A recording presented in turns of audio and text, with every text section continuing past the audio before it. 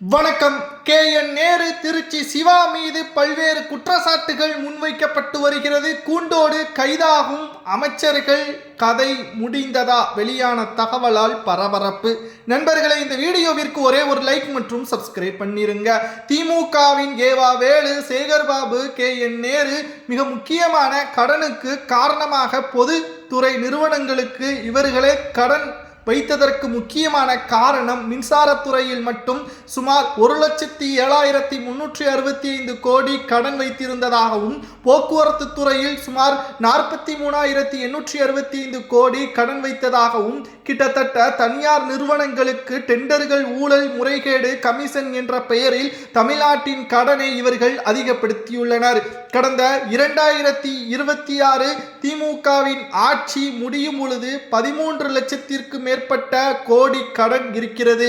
இது தமிழ்நாட்டில் ஒரு நாளைக்கு மட்டும் சுமார் 154 கோடி மத்திய அரசிற்கு நாம் கடனாக ஒட்டுமொத்தமாக வட்டியாக செலுத்துகிறோம். 154 கோடி ஒரு நாளைக்கு தமிழக அரசு மத்திய அரசிற்கு வட்டி கட்டுகிறது என்றால் அது கிட்டத்தட்ட திமுகவின் மாஜி அமைச்சர்கள் மிகப்பெரிய அளவில் முறைகேடு செய்துள்ளனர். மறைந்த முன்னாள் முதல்வர் ஜெயலலிதா அவர்கள் ஒரு நாளைக்கு மட்டும் சுமார் 50 கோடி தான் கடன் கட்டினார்கள்.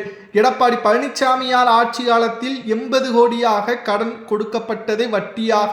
ஆனால் திமுகவின் ஆட்சியில் மட்டும் சுமார் ஒரு நாளைக்கு 154 கோடி கடனிற்கு வட்டியாக மத்திய அரசிற்கு நாம் கொடுத்து வருகிறோம். திமுகவில் மிக முக்கியமான மாஜி அமைச்சர்களாக இருந்த ஏவா வேலு, சேகர்பாபு, KN நேரு இவர்கள் பொது துறை நிறுவனங்களுக்கு மிகப்பெரிய அளவில் முறைகேடுகளை செய்துள்ளனர்.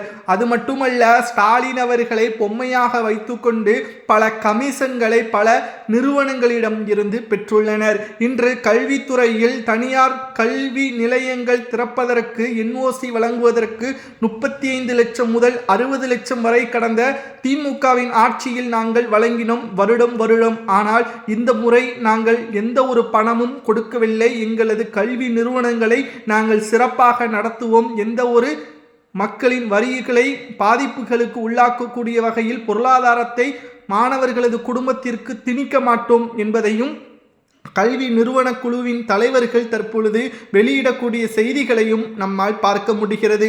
திமுகவின் ஆட்சியில் தொட்டதுக்கெல்லாம் ஊழல். வேலை வாங்கி தருவதாக கூறினாலும் ஊழல், வேலையில் சேர்ந்த பிறகு டிரான்ஸ்ஃபர் செய்யக்கூடிய செயலாக இருந்தாலும் முறைகேடு என்று ஒவ்வொரு நாளும் திமுக மிகப்பெரிய ஊழலை செய்ததாக வெள்ளை மூலமாக நம்மால் பார்க்க முடிகிறது.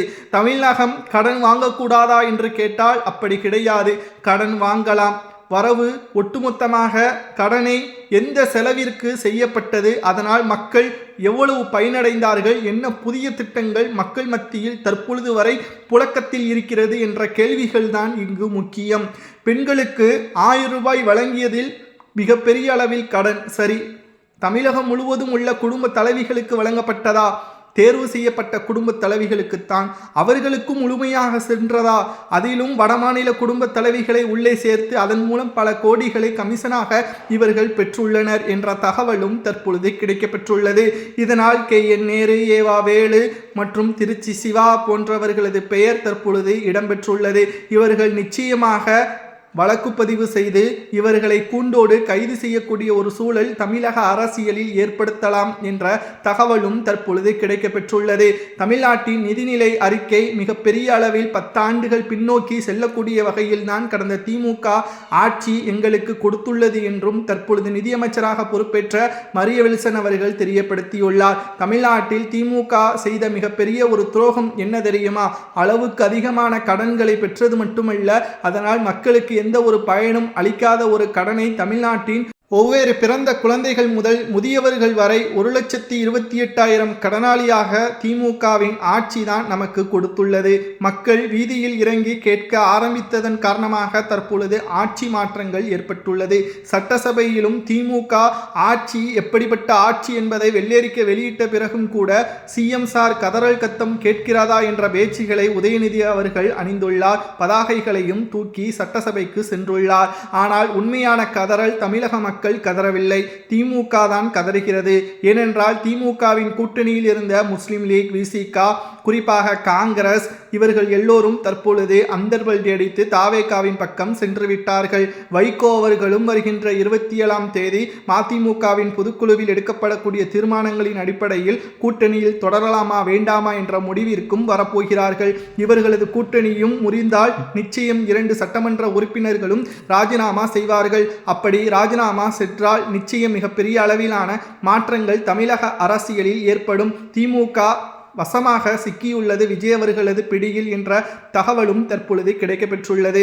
ஒரு சிறந்த ஆட்சி என்ன தெரியுமா? மக்களது வாழ்வாதாரம் உயர வேண்டும். ஆனால் தமிழ்நாட்டிற்கு வரக்கூடிய நிதிநிலைகளை பெருக்குவதற்கான தொழில் நிறுவனங்கள் தமிழ்நாட்டில் புதிதாக அமைப்பதற்கான அந்த டெண்டர்களில் முறைகேடு, கமிஷன் என்று கூறிய அனைத்து திமுகவின் நிர்வாகிகள் மற்றும் சபரீசன் இவர்கள் கொடுத்த அந்த கண்டிஷன்களை நாங்கள் ஏற்றுக்கொள்ள மாட்டோம். தற்பொழுது கேரளா, கர்நாடகா, ஆந்திரா போன்ற மாநிலங்களுக்கு புதிய தொழில் நிறுவனங்கள் அங்கு அமைக்கப்பட்டுள்ளது. இது தமிழ்நாட்டின் வளர்ச்சியை பாதிக்கக்கூடிய வகையிலும் வேலைவாய்ப்பை தமிழக இளைஞர்களுக்கு இழக்கக்கூடிய வகையிலும் திமுக சதி திட்டம் செய்துவிட்டது. தற்பொழுது இதற்கெல்லாம் பதிலடியாக தமிழக மக்கள் கொடுத்த தீர்ப்பு தான் தேர்தலில் தோல்வி. அதிலும் கொளத்தூர் தொகுதியில் மிகப்பெரிய ஒரு தோல்வி. மின்சாரத்துறையில் அந்த டிரான்ஸ்பார்மர்கள் கொள்முதல்களிலும் 364 கோடி ஊழல். கிட்டத்தட்ட போக்குவரத்து துறையில் அந்த டயர்கள் இருக்கிறதா, அதற்கு பஞ்சர் பார்க்கக்கூடிய செலவு மற்றும் மெயின்டெனன்ஸ் செலவு என்று பல கோடிகள் இதில் வருடம் ஊழல்கள் செய்யப்பட்டதாகவும் குற்றச்சாட்டுகள் முன்வைக்கப்பட்டு வருகிறது. மேலும் தமிழ்நாட்டின் பல கோடிகள் கடன் என்பது நிச்சயமாக ஏற்றுக்கொள்ளக்கூடியதா என்று கேட்டால் திமுகவின் ஆட்சியில் அதை ஏற்றுக்கொள்ள முடியாது. மீண்டும் நாம் தான் ஆட்சிக்கு வருவோம், 13 லட்சம் கோடியே 25 லட்சம் கோடியாக மாற்றுவதற்குத்தான் இவர்கள் திட்டம் போட்டார்கள். ஆனால் முதல்வர் விஜய் அவர்கள் இதையெல்லாம் சரி செய்து தமிழ்நாட்டிற்கு பொருளாதார ரீதியாகவும் தமிழ்நாட்டின் முதலீடுகளை பெருக்குவதற்கான ஏற்பாடுகளையும் தற்பொழுது செய்ய போகிறார். ஆனால் உதயநிதிக்கும் ஸ்டாலினுக்கும் என்ன கவலை தெரியுமா? 24 மணி நேரமும் தற்பொழுது விஜய் அவர்கள் பற்றி தான் சமூக ஊடகங்களும் பேசுகிறார்கள். அவர் என்ன உடைகளை அணிகிறார், என்ன கார்களில் வருகிறார் என்பதை மட்டும்தான். ஆனால் குற்றங்களையோ அல்லது பின்னணிகளையோ பற்றி பேச மாட்டேங்கிறார்கள் என்பதுதான் திமுகவிற்கு கோபம். அதாவது ஊடகங்கள் அவர்களது வேலையை எப்பொழுது சரியாக செய்கிறார்களோ அப்பொழுதுதான் ஊடகத்தின் மீது மதிப்பு வரும் என்பதை தான் விஜய் அவர்கள் இன்று வரை ஊடகங்களை சந்திக்காமல் இருப்பதற்கு காரணம். தமிழ்நாட்டில் நடக்கக்கூடிய பிரச்சனைகள் அது எந்த ஆட்சியாக இருந்தாலும் அதை உண்மையாக நேரடியாக வெளியிட வேண்டும். அதுதான் ஊடகங்களுக்கு இருக்கக்கூடிய அங்கீகாரம். ஆனால் எந்த நடிகை எங்கு இருக்கிறார், யாருடன் இருக்கிறார், என்ன ட்ரெஸ் அணிகிறார் என்று கேட்கக்கூடிய அளவிற்குத்தான் திமுகவின் ஆட்சியில் ஊடகங்களுக்கு வைத்த மிகப்பெரிய அளவில் பாராட்டுக்கள். அதுதான் தற்பொழுது திமுகவின் தலையில் விழுந்த மிகப்பெரிய ஒரு இடியாகவும் மாறிவிட்டது. இவர்கள் என்னதான் வேட்சிகளை அணிந்து பதாகைகளை ஏந்தினாலும் விஜய் அவர்கள் ஒரு மாற்றத்தால் வந்தால், அவர் கோட் சூட் அணியாமல் ஃபேன் செட்டில் வந்தால் அதைத்தான் கவர் செய்வார்களே தவிர உதயநிதி அவர்களது பேச்சை அங்கு கண்டுகொள்ள மாட்டார்கள். தற்பொழுது மாஜி அமைச்சர்கள் செய்த ஊழல்களுக்கு என்ன தண்டனை கொடுக்கலாம் என்பதை கமெண்ட் வாயிலாக கூறுங்கள்.